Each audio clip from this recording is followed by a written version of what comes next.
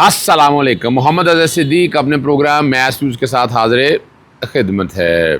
Petroleum کی prices پہ میں نے کھلا چیلنج دے دیا ہے. حکومت پاکستان کو کہیں گے اور کس کو کہیں گے.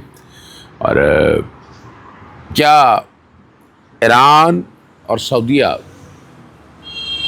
کی کوئی لڑائی ہونے جا رہی ہے اور پاکستان کا کردار کتنا اہم ہے اس کے اندر، اس پہ گفتگو کریں گے.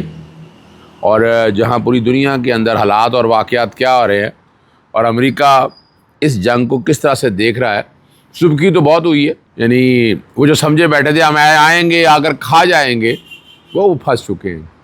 آپ کو یاد ہوگا امریکہ نے پہلے بھی بہت بڑی غلطی کی تھی جب افغانستان رشیا کو توڑنے کے لیے جب یہ افغانستان میں آئے اور افغانستان سے ماں سوائے اسلحے سے پیسے بنوانے کے علاوہ انہوں نے کیا کیا، وہ بھی بہت بڑی سبکی ہے. کامیابی تو نہیں کہتے، آپ نے رشیا کو نقصان تو پہنچا لیا. اور پاکستان کی میں آج بھی سمجھتا ہوں غلطی تھی کہ جہاں ہم نے انہیں فیسیلیٹیٹ کیا تھا، کوئی ہمیں اصولی طور پر تو فیسیلیٹیٹ کرنا ہی نہیں چاہیے تھا. یعنی اس سارے معاملے میں اگر خطے میں عدم توازن پیدا کیا تو آج بھی ہمیں ہمارا ایک بڑا کردار ہے. خطے میں عدم توازن سے ہمیں بچانا ہے، اور خطے میں ہم اگر عدم توازن سے بچائیں گے تو یہ ملک جو ہے نا یہ ترقی کرے گا. یعنی آپ کا یہاں پر بیسیکلی نیچرل آئی آپ کے اس خطے کے حوالے سے چائنا رشیا ہے. رشیا سے آپ دوستی بڑھائیں اپنی اور زیادہ بڑھائیں. پھر ایران ہے اور ٹرکی ہے. یہ وہ سارے ممالک ہیں جو آپ کے لیے بہت ایک بہترین ایک بلاک کی شکل اختیار کر سکتے ہیں. لیکن اس وقت ہم نے اپنے آپ کو الجھا رہی ہے اس سارے معاملوں کو سامنے رکھتے ہوئے. اور باتیں بڑی واضح ہیں. کہا جا رہا ہے، یہی جا رہا ہے کہ پاکستان کے army chief field marshal Syed Asim Munir صاحب نے سعودی عرب کے وزیر جو دفاع ہیں خالد بن سلمان کو یہ یقین دہانی کرائی ہے کہ اگر ایران کی جانب سے سعودی عرب پر حملہ ہوا تو اب یہاں یہ باتیں بڑی اس طرح کی باتیں ہو رہی ہیں. میں شاید ان باتوں سے اتفاق نہ کروں کہ ابھی فی الحال وقت سے پہلے اس طرح کی باتوں سے آپ کو اوائڈ کرنا ہے، ٹھیک ہے. لیکن ایک بات تو واضح ہے کہ پاکستان مشکل میں پھنس، یعنی پاکستان مسلم امہ میں اگر یعنی اندازہ لگائیں لڑائی ہے امریکہ کی اور اسرائیل کی اور مسلمان پھنس گئے ہیں سارے مسئلے میں، اور ہم ایک دوسرے کو گرانے کے لیے لگے ہوئے ہیں. یعنی جہاں آپ اندازہ لگائیں نا افغانستان اور پاکستان کی چل رہی لڑائی، اور ادھر ایران مقابلہ ان سے کر رہا ہے تو وہ وہاں باقی بحرین وغیرہ جہاں سے ایئر بیس استعمال ہو رہی ہیں، جہاں سے ایسی چیزیں استعمال ہو رہی ہیں وہ اس کے کانٹیکسٹ میں لے کر چل رہے. تو لڑائی اگر دیکھا جائے، اگر یہ لڑائی زیادہ تول کرتی ہے تو یہ ایک یاد رکھیے گا عالمی جنگ کی طرف باتیں نا چلی جائے، ٹھیک ہے نا جی.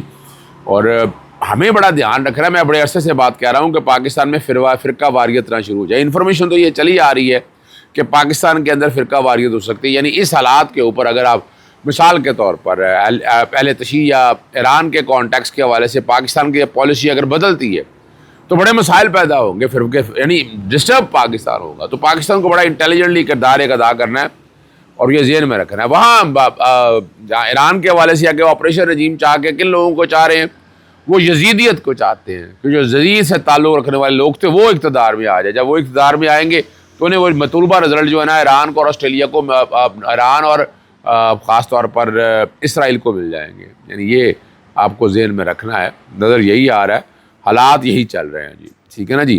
اور یہاں بات بڑی واضح ہے اور یہاں دانشمندی کا مظاہرہ تو بالکل ہونا چاہیے کہ پاکستان جو ہے نا کہ ثالثی کا کردار صلح کا کردار ایک ادا کر سکے. اگر آپ مدد کرنے کی بات کریں تو ایران نے اتنی مدد نہیں کی جتنی سعودی عرب نے ہماری مدد کی ہے.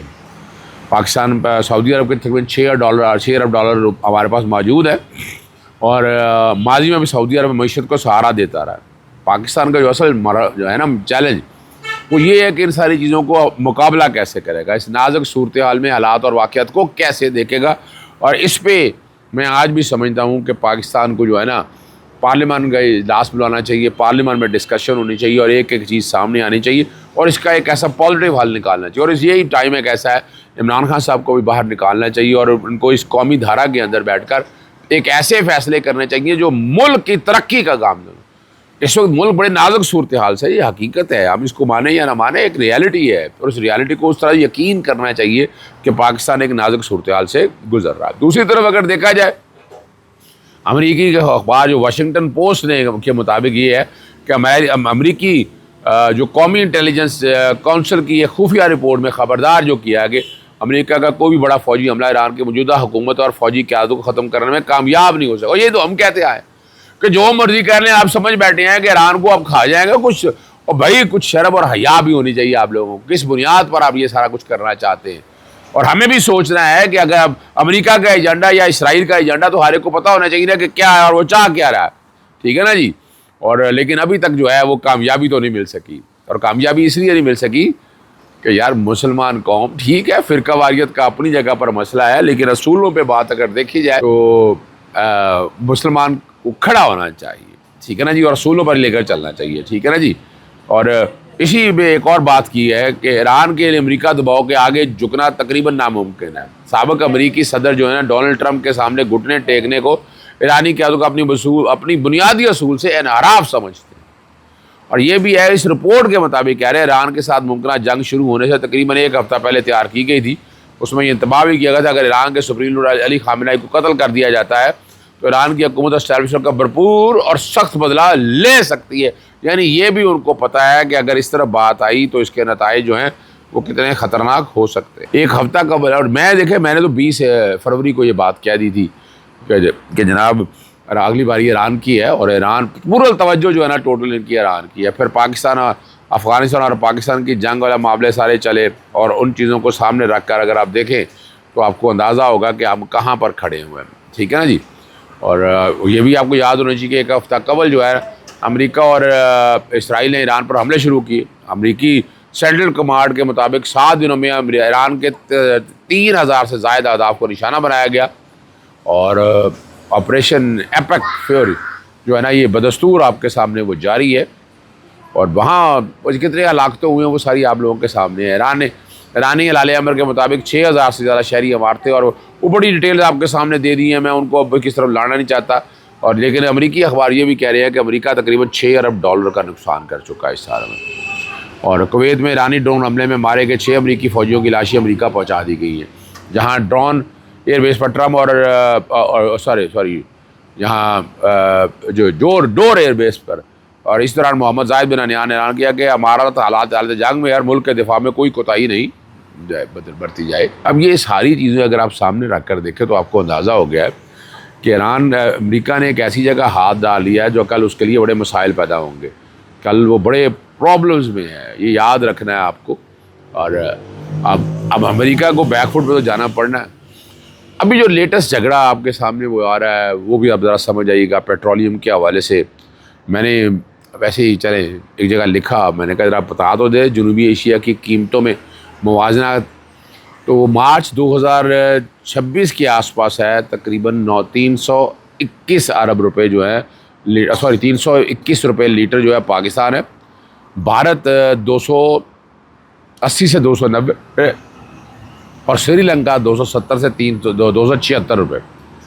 اور تک بنگلہ دیش جو ہے وہ تقریباً جو ہے نا جی وہ بات آ رہی ہے وہ 250 سے 270 روپے اور تقریباً 280 روپے لیٹر. یعنی اس سارے خطے کے اندر توازن ہے. پاکستان یعنی وہ 280 کی ایک فگر اگر لے لی جائے تو پاکستان میں اس وقت 321 روپے, تو 41 روپے کے قریب جو ہے نا وہ زائد بتایا جا رہا ہے.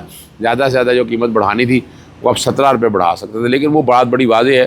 میں نے انہی حالات میں اب سامنے رکھتے ہوئے نا جی میں نے اب جو بات سامنے رکھی ہے, میں نے اب جب یہ موقع اور حالات اور واقعات سارے دیکھے ہیں, میں نے ایک ٹویٹ کیا.